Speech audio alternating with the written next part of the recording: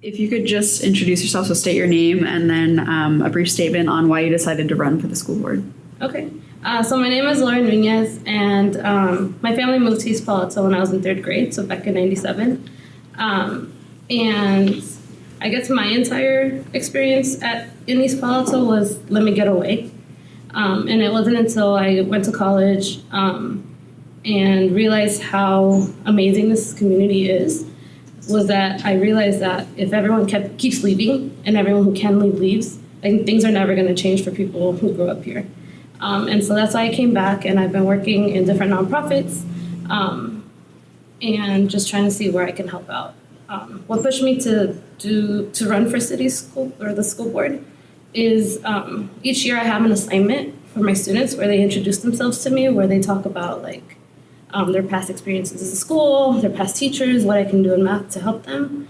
And in the recent years, it's been a lot of comments about them wanting teachers to stay and to have a consistent teacher that cares about them.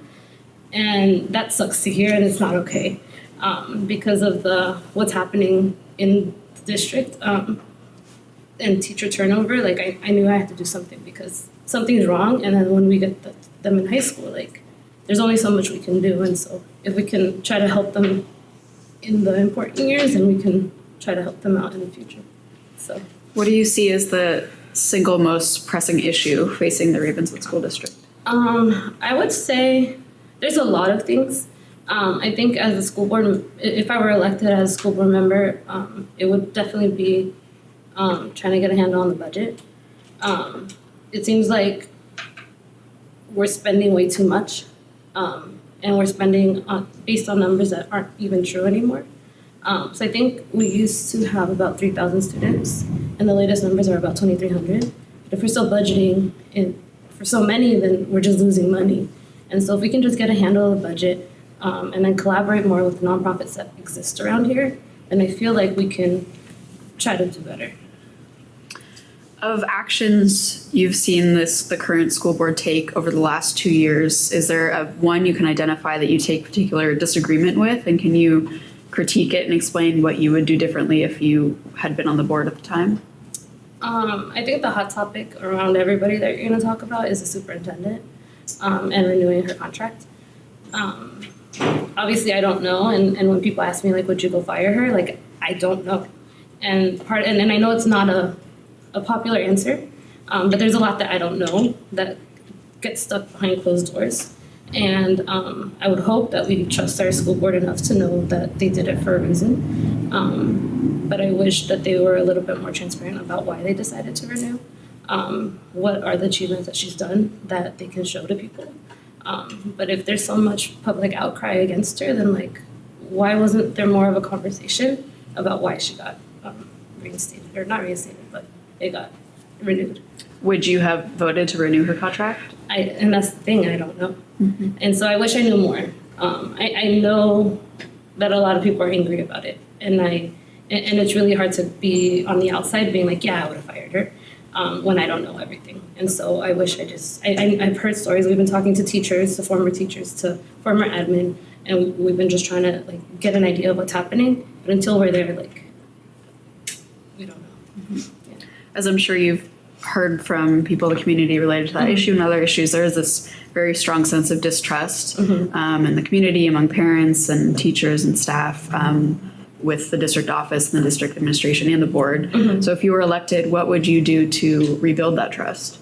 I think the communication, and then everybody that we've talked to, because we've been reaching out to all these parties that you've mentioned, is the communication piece. It seems like it's kind of a top down, they're telling us this vision. And in any school, especially I work at one of the schools that works with these students, we all buy into a vision. And if we all work towards the same vision, and we can at least, maybe we're not comfortable in everything that we do, but we're okay with that decision, then we'll all work towards it. And it seems like that's not being communicated across. It's just kind of moves are just happening without including everyone at the table. Do you have any ideas for how the board specifically could be more transparent or communicative with the public? So in the conversations we've had, it seems like board members aren't really visiting the schools. And some of the comments that we've seen like on Facebook and even after we've talked to people, they're like, you're the first people that have even reached out to listen to us. And so I think as a board member, we'll continue to do that. We kind of, we want to visit schools, we want to listen to the teachers, we want to talk to parents, and that's why we're, as even now, even if we do or don't get elected, we've been reaching out to people because we want to know what's going on and how we can help. And then if we can at least know and then get the information that we don't know right now, then maybe we can be a little bit more transparent about like, I hear you and I'm empathize and we're trying to do this, but at least we'd have a reason for why things are or not happening in the district. Is there anything else you want to add that's really important to you in your campaign? That was, how's that one the hardest one?